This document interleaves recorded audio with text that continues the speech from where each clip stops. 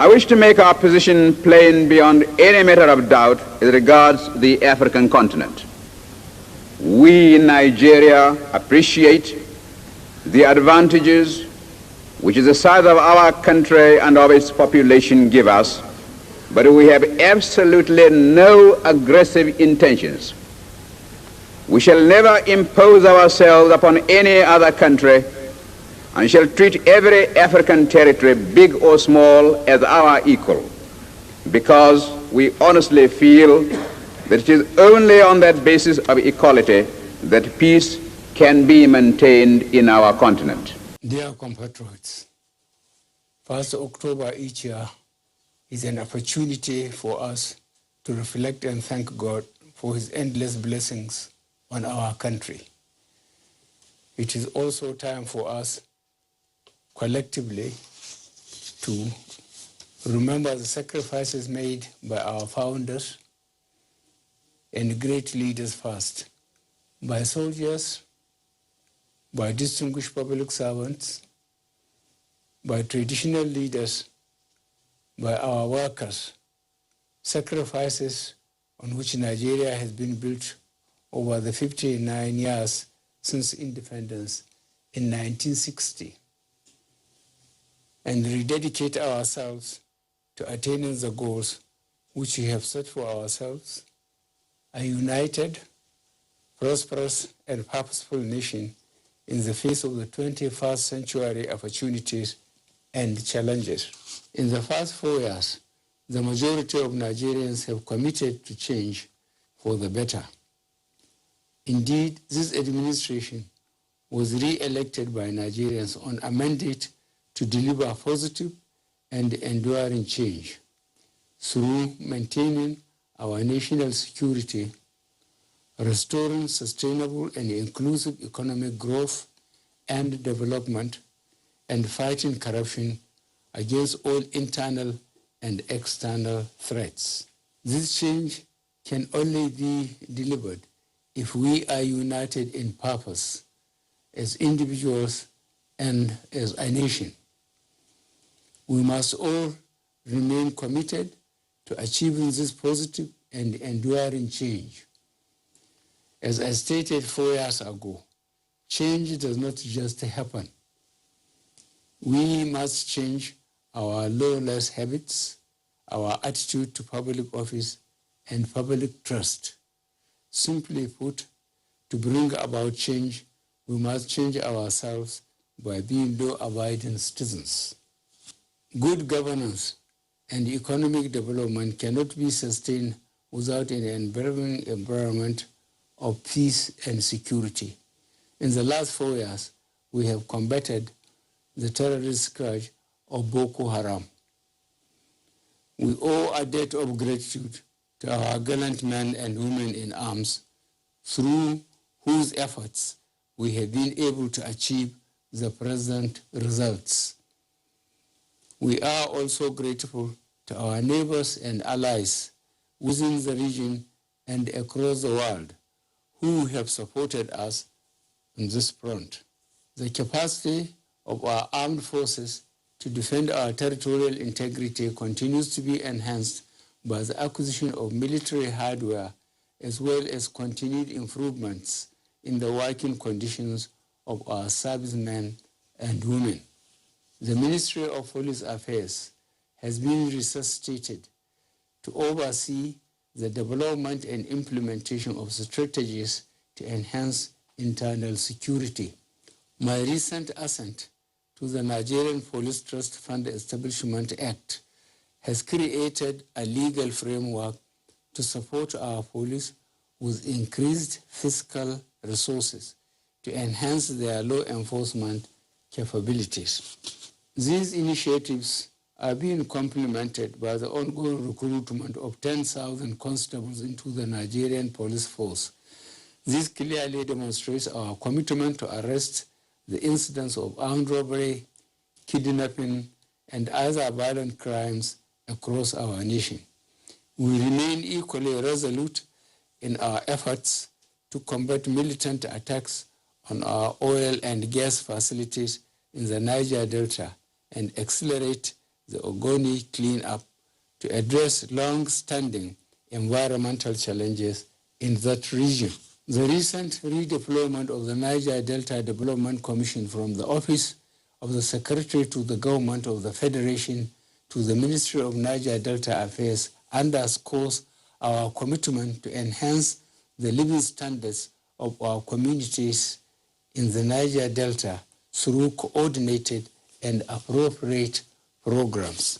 Our attention is increasingly being focused on cyber crimes and the abuse of technology through hate speech and other divisive material being propagated on social media. Whilst we uphold the constitutional rights of our people to freedom of expression and association, where the purported exercise of these rights infringes on the rights of other citizens or threatens to undermine our national security, we will take firm and decisive action. In this regard, I reiterate my call for all to exercise restraint, tolerance, and mutual respect in airing their grievances and frustrations. Whilst the ongoing national discourse on various political and religious issues is healthy and welcome, we must not forget the lessons of our past, lessons that are most relevant on a day such as this. The path of hatred and distrust only leads to hostility and destruction. I believe that the vast majority of Nigerians would rather tread the path of peace and prosperity as we continue to uphold and cherish our unity. This administration inherited a skewed economy where oil sector comprised only 8% of gross domestic product, but contributed 70% of government revenue and 90% foreign exchange earnings over the years. Past periods of relatively high economic growth were driven by our reliance on oil sector revenues to finance our demand for imported goods and services. Regrettably, previous governments abandoned the residual investment-driven non-oil sector, which constituted 40% of gross domestic product and comprised agriculture, livestock, agro-processing, arts, entertainment, mining, manufacturing activities that provide millions of jobs for able-bodied Nigerians and utilize locally available raw materials and labor for production. To address this imbalance, our commitment to achieving economic diversification has been at the heart of our economic strategies under the Economic Recovery and Growth Plan, which I launched on 5th of April 2017. The Medium-Term Development Plan charted the trajectory for our economy to exit from recession and return to the path of sustainable, diversified, and inclusive growth for Nigerians. Pursuant to these reforms, the economy has recovered and we have had 9 successive quarters of growth since our exit from recession. The exchange rate in the last 3 years has remained stable, with robust reserves of $42.5 billion United States dollars, up from 23 billion United States dollars in October 2016. Learning from the mistakes of the past, this administration is committed to responsibly managing our oil wells endowments. We will continue to prudently save our oil income and invest more in the non-oil job-creating sectors. In this regard, we are significantly increasing investment in critical infrastructure. Last year, capital releases only commenced with the approval of the budget in June 2018. However, as at 20th June this year, up to 1.74 trillion naira has been released for capital projects in the 2018 fiscal year. Implementation of the 2019 capital budget, which was only approved in June 2019, will be accelerated to ensure that critical priority projects are completed or substantially addressed. The Ministry of Finance, Budget and National Planning has been directed to release 600 billion naira for capital expenditure in the next 3 months. To maximize impact, we shall continue to increasingly welcome and encourage private capital for infrastructural development through public-private partnership. Through the Road Infrastructure Tax Credit Scheme, which I initiated in January this year, we are giving incentives to private sector inflow of over 205 billion naira in 19 Nigerian roads and bridges of 794.4 kilometers in 11 states of the Federation. As we push to diversify the economy, we still remain focused on optimizing the revenues generated from the oil and the gas sector. We will, working with the legislature, soon pass the Petroleum Industry Bill and amendments to the Deep Offshore Act and Inland Basin Production Sharing Contracts Act into law to ensure government obtains a fair share of oil revenues whilst encouraging private sector investment. We will also continue our fight against illegal bunkering of crude oil and the smuggling of refined petroleum products across our borders, including the diligent prosecution and conviction of offenders found guilty of these acts. Whilst Nigeria remains committed to free and fair continental and international trade, we will not hesitate to take all necessary steps to tackle illegal smuggling, transshipment, and other predatory trade practices that destroy jobs in our country. We are resolute in reforming the power sector. In August this year, we launched the Presidential Power Initiative to modernize the national grid in 3 phases, starting from 5 gigawatts to 7 gigawatts, then to 11 gigawatts by 2023, and finally 25 gigawatts afterwards. This program, in partnership with the German government and Siemens, will provide end-to-end electrification solutions that will resolve our transmission and distribution challenges. The program will also look to localize the development and assembly of smart meters, as well as operations and maintenance capabilities of transmission and distribution infrastructure.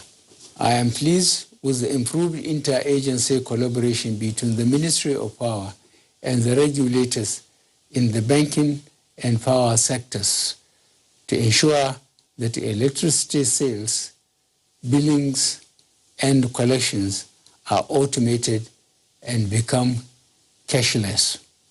These initiatives are important to ensure that the technical and collection losses in the sector are substantially reduced. I remain confident that Nigerians will have affordable and uninterrupted electricity supply in the not-too-distant future. Our efforts to improve the power sector will complement other infrastructure investments projects under the Presidential Infrastructure Development Fund, which is investing in the Mambila Power Plant project, as well as key economic road infrastructure such as the Lagos-Ibadan Expressway, Second Niger Bridge, and Abuja-Kano Expressway. The first set of these projects remain on track to be completed by 2022. Our journey to food security and self-sufficiency is well underway. We have made remarkable progress in almost all segments of the agriculture value chain, from fertilizers to rice to animal feed production. We shall sustain these policies to ensure additional investments are channeled, thereby creating more jobs in the sector. We must not go back to the days of importing food and thereby exporting jobs. Our commitment to achieving macroeconomic stability and economic diversification has been underscored by the merger of the Ministry of Finance with the Ministry of Budget and the National Planning. This combined ministry has the important mandate to enhance the management of domestic and global fiscal risks, coordinate policies with the trade and monetary authorities, raise and deploy revenues to fund budgeted expenditure, and integrate annual budgets and medium-term fiscal strategies. With this, our revenue-generating and reporting agencies will come under much greater scrutiny. Going forward, the new performance management framework will reward exceptional revenue performance, while severe consequences will attend failures to achieve agreed revenue targets. I recently constituted an Economic Advisory Council to advise me on inclusive and sustainable macroeconomic, fiscal, and monetary policies. This independent body will work with relevant cabinet members and the heads of key monetary, fiscal, and trade agencies to ensure we remain on track as we strive for collective prosperity. However, we are also committed to ensure that the inconvenience associated with any painful policy adjustments is moderated, such that the poor and the vulnerable who are most at risk do not bear the brunt. Our ongoing 500 billion naira sufficient intervention program continues to target these vulnerable groups through the homegrown school feeding program, government economic empowerment program, Empower Job Creation Program, loans for traders and artisans, conditional cash transfers to the families, and social housing scheme. To institutionalize these impactful programs, we created the Ministry for Humanitarian Affairs, Disaster Management, and Social Development, which shall consolidate and build on our achievements to date.